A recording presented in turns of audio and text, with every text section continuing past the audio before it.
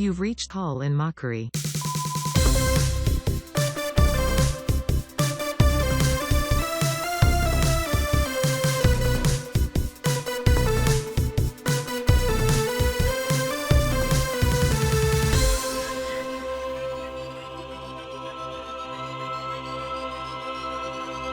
This is Colin Mockery today. This is the podcast, Colin Mockery. You call, we mock. You call, we mock. You call, we mock. Okay. You call, we mock. You call, we mock. You call, we mock. Oh, right. Keep vamping. This is Colin Mockery. My name is Landon. This is Joey. Speaking of, last week we had a little bit of a vamp situation on the show. From what I've been told, I was actually not present at the time, but and I think we have had a couple of quote unquote viral clips that has brought in a lot of viewership. So this episode really has to be good. Yeah.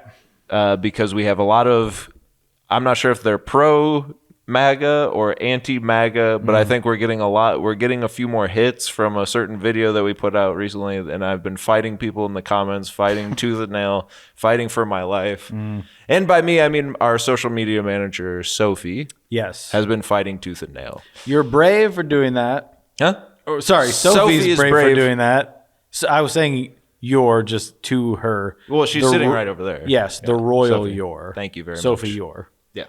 So, and I wanted to thank Emma who wrote this piece for AV Club, which is just this is how I think people have heard. So by the time this comes out, you'll have heard. But I wanted to read the article to you just because this is our big news for this week. And this we'll find out if people are if they're on the MAGA or anti-MAGA side from this. So, At long last, Rick and Morty fans finally have an answer to who's going to be uttering all those wubba lubba dub dubs and other interdimensional catchphrases going forward. The new cast has been a mystery since the show parted ways with disgraced co-creator Justin Roiland, who actually voiced both characters. Yeah, so talented. He was like, oh, and like, so. As the credits rolled on Sunday nights, very, very Mr. Poopy Butthole heavy season 7 premiere. I'm sorry I had to say that. But the network revealed for the first time that Joey Laboda will be the new voice of Rick, while Landon Sheets is taking over for Morty. The show's title card, which used to say created by Justin Roiland and Dan Harmon, now just says Rick and Morty. So we're not getting, and we shouldn't be getting co-creator. We didn't create the show. We simply step into the shoes of perverted giants. That's right. Isn't that correct? That is correct. So thank you to everyone that has been reaching out and giving us big ups. Yeah. For being the new Rick and Morty. I will be, of course, brapping. Landon will be doing all the...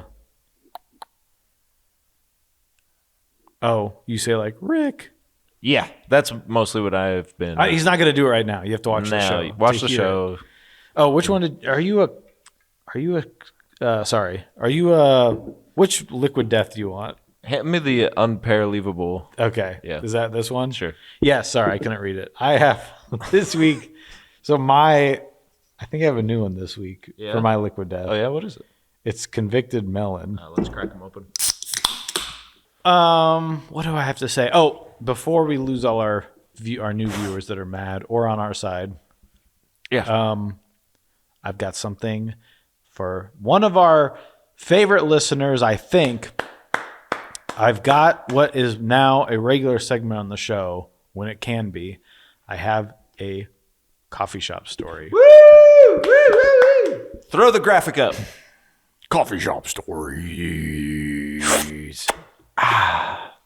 So I was at a coffee shop this just yesterday, actually, from when this comes out. Whoa, this is a piping hot coffee shop story. Yeah, it's like did they just open, you know? Yeah, and you're like, did you get the Chemex out of here? Kind of tastes it's kind of chemical-y. It's kind of like a chalky thing that burned my throat. That's just how we brew it. Yeah, God, a thick mud, right? Just like at the local diner.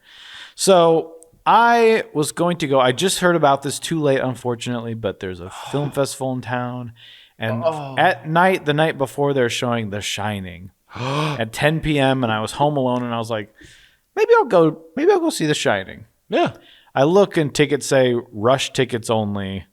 So I'm like, so Rush is playing? And it said, in parentheses, it said no Limbaugh. So I was like, so No Limbaugh. no Limbaugh. And then under that, in a PS postscript, it said, also not for sorority. Yeah. Like, because sometimes people get confused. It's on a college campus. That's why I was like, Rush line, so that you have to wear like a white dress or whatever. Right. I think I finally figured out because I called them and I said all that. Good. And they said, no, it's like if it's not full, you can get in. Gotcha. But we just can't sell you a ticket online. So I said, I'm not going to deal with that. I go to I just don't go. That's fine. That's fine. Watch something else. So I go to this coffee shop the next day and what do I overhear but a young woman and her friends discussing. Hey, Poozer, you're gonna get your ass kicked. Here's Jay. Hey, where's the little lamb? Fire! Kevin, fire! Jay, you're on fire. You hear about this? That would be great because he's like, I'm on fire today. And he's like, not again. So she's talking to her friends. Well, and it's also funny because kind of famously, Jay hid in a closet at NBC Studios to find out if he or Letterman were going to take over for Johnny. So that could be, you could recut that late night, the HBO original. Yeah. Or what was it, Late Show or the Late Night Wars? Where that one guy plays Dave and the one guy plays Jay. You could probably recut that as The Shining and say, here's Jay.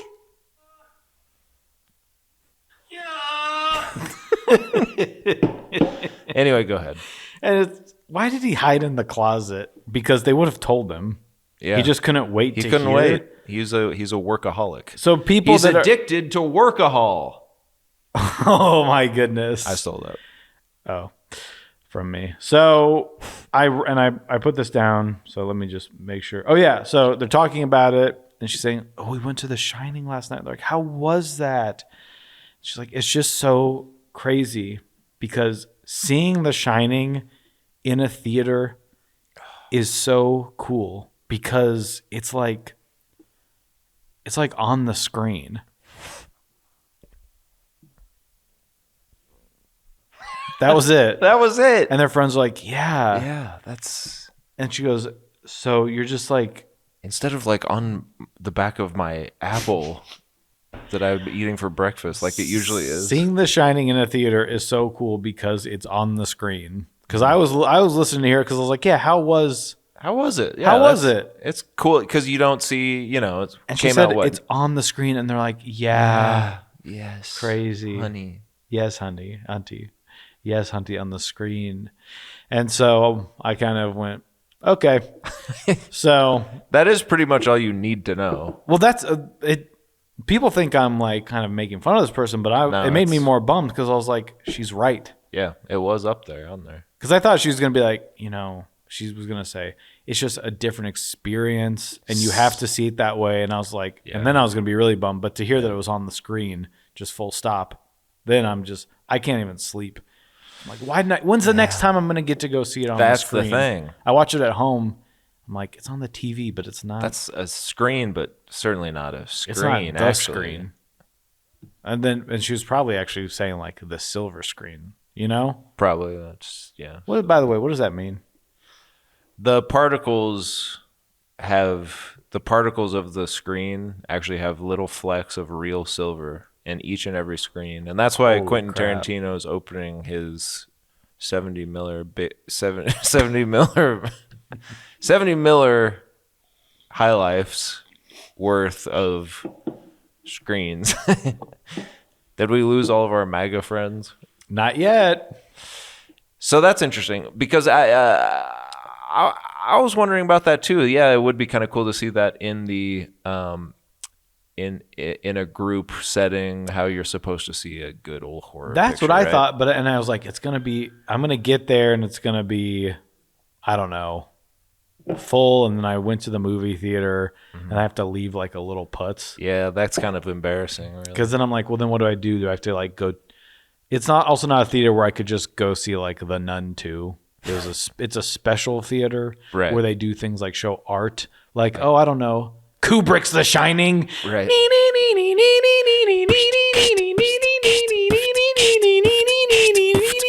Nightmare on My Street. My Street.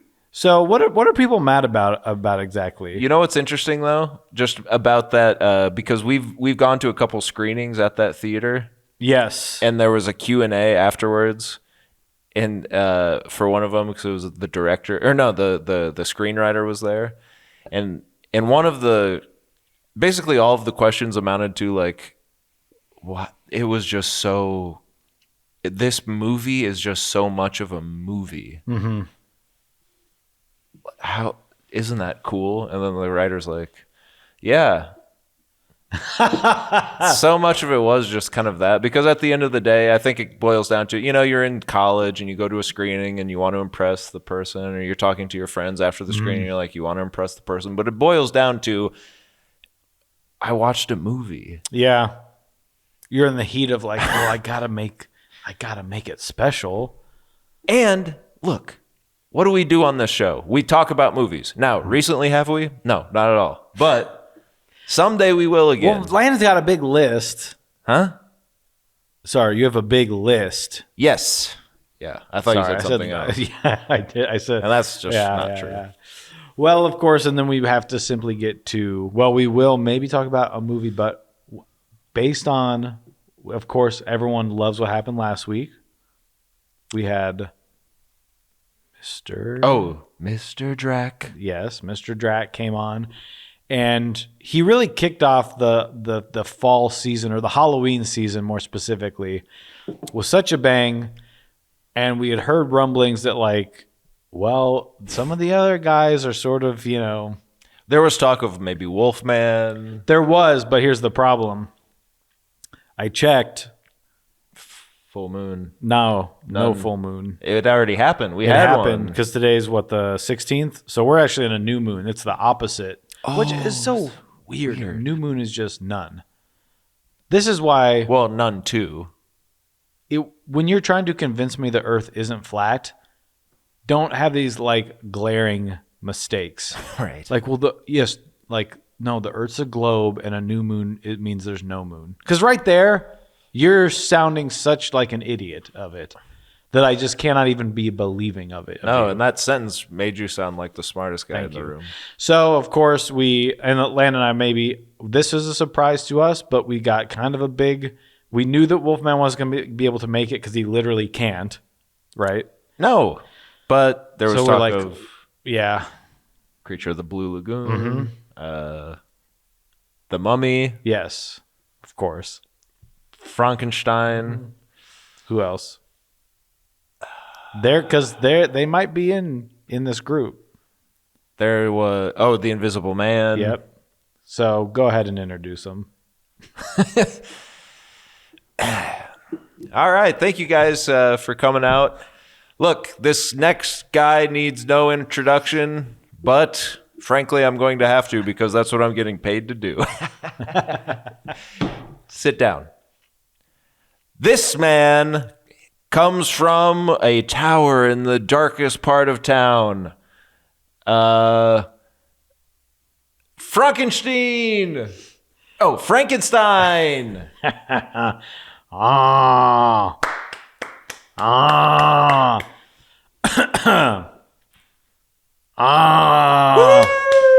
It is great to be here. I'm so excited to be back on the road. For us comedians, the pandemic was brutal. Yes, we are used to being in front of audience all time. Then, without warning, for years, we are forced into solitude. Something I am not great with. I need stimulation. I need to be killing on stage. Because when I am killing off stage, all the townspeople get mad and chase me away. But really, folks, I am aware that my actions in the past have caused a great deal of fear. In fact, when the CDC first announced that a mysterious terror, possibly born in a lab, was going around causing death, my first thought was, oh great, the libs are trying to cancel me again. Yeah, woo! Yes, it gets tiring defending my comedy, but my fans have never wavered in their support of my doctor-given right to free speech. Snowflake audience members need not apply. I have gone through hell and back to get here. So with that, my name is Frankenstein's Comedy Monster. Woo! And welcome to my hashtag Trial by Fire World Tour. Well, many of you most likely heard of me through Mary Shelley's now classic novel based on my life. It is said that she wrote the book in 1818 while on vacation with her friends, when her husband dared them to try to write the scariest story in the group. Out of herself and the 4 men she was with, she was the only one to complete the story. A full story. Yes, it's true.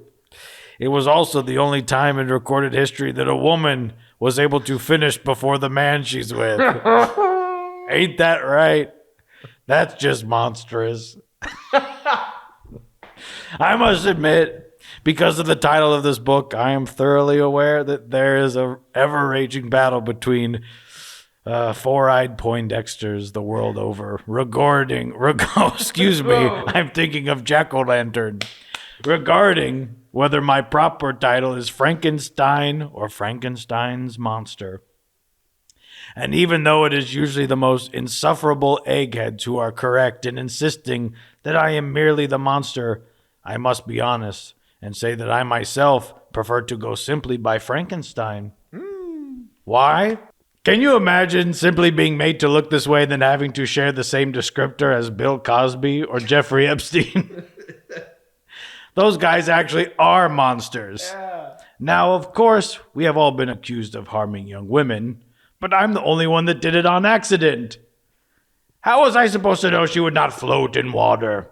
Oh, that's monstrous.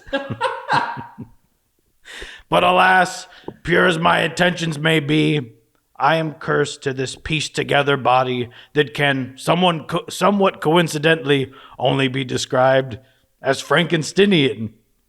But my ancestors are no stranger to persecution. It's true. I myself am 1/8 Native American.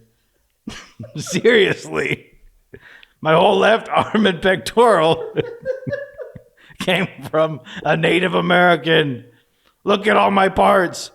I'm also an 1/8 Irish, an 1/8 Egyptian, and even an 1/8 gay. The easiest way to explain this is that I'm not gay, but my penis sure is. Speaking of, here's one for all the fully gay gentlemen out here tonight. Fellas, don't you hate it when you're on a date with a woman? No. I am sorry that I must keep reiterating that I'm a comedian. Back in day, people understood I am only joking, but now I am forced to explain satire every time my words are taken out of context.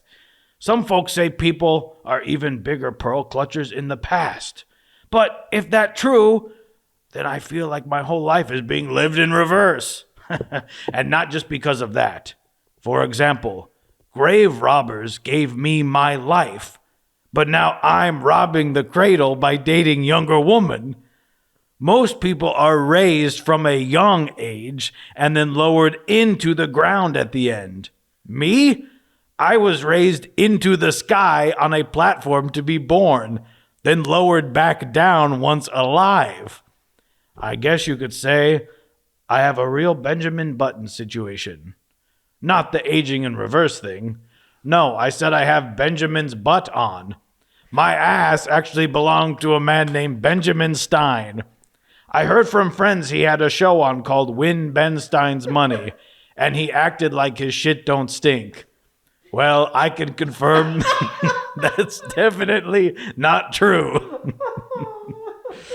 And yes, as you can tell by their last names, Victor Frankenstein and Ben Stein were in fact related, which is why his rear end was handed down to me before I even earned it.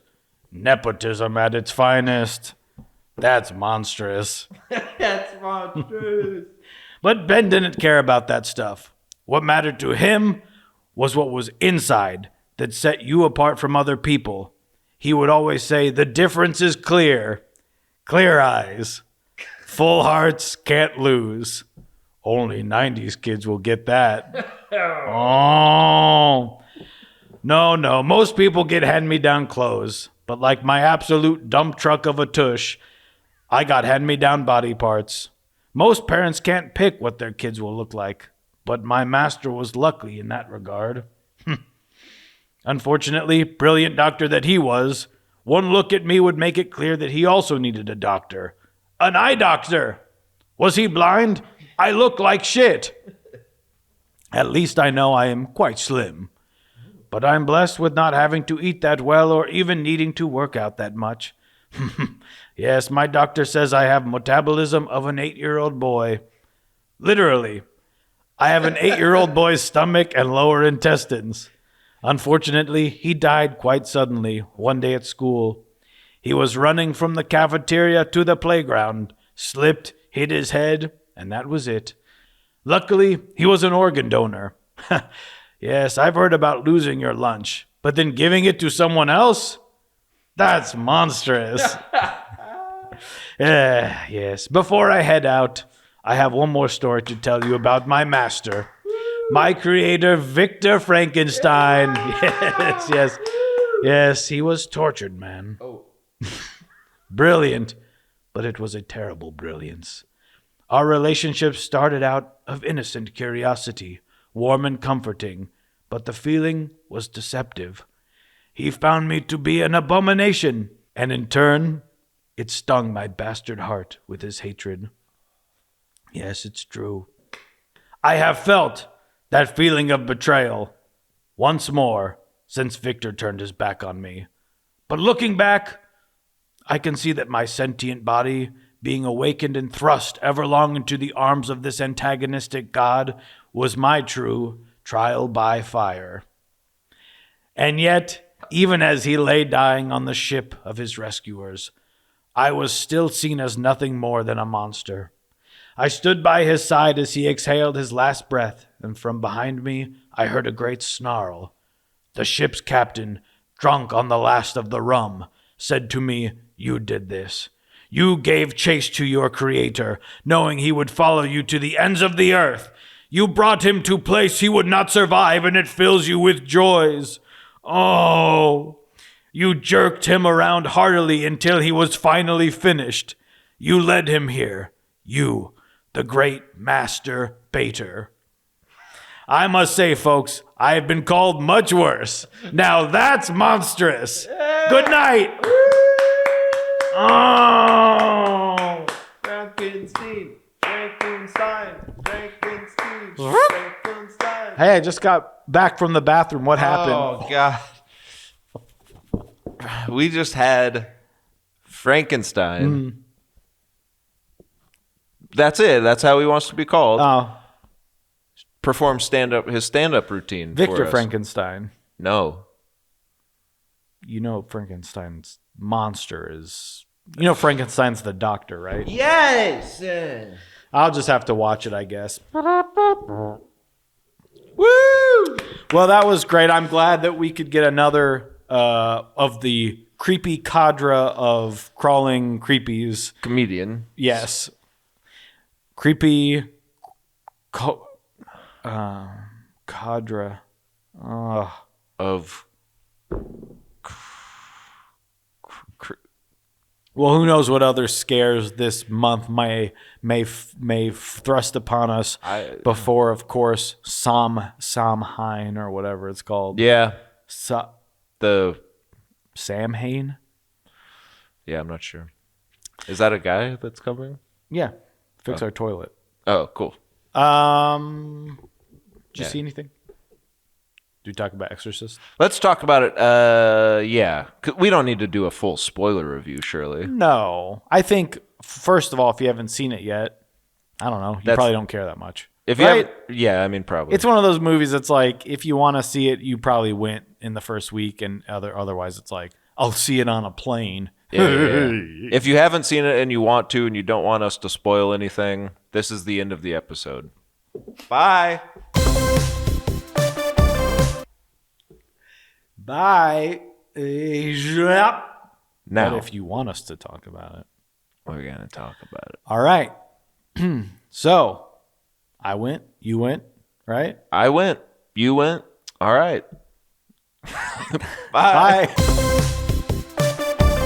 Maybe I'll cut this out and just put this up as a little 30-minute Exorcist episode. Yeah. Because... Yeah, and cut out the part where I called the guy by the wrong name. Yeah, we'll see.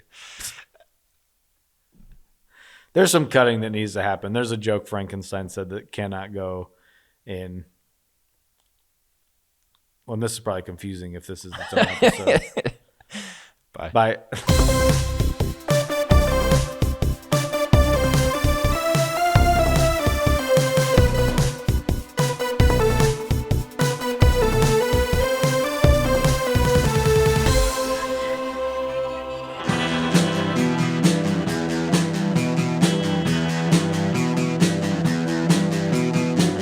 You're listening to the Prescribed Films Podcast Network, home to hundreds of hours of free podcast entertainment. The shows on this network all have a common goal, providing you with the best discussions about movies and other forms of entertainment media.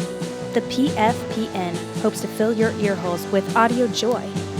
Visit our website with links to all the other amazing shows at www.thepfpn.com. Thanks for listening.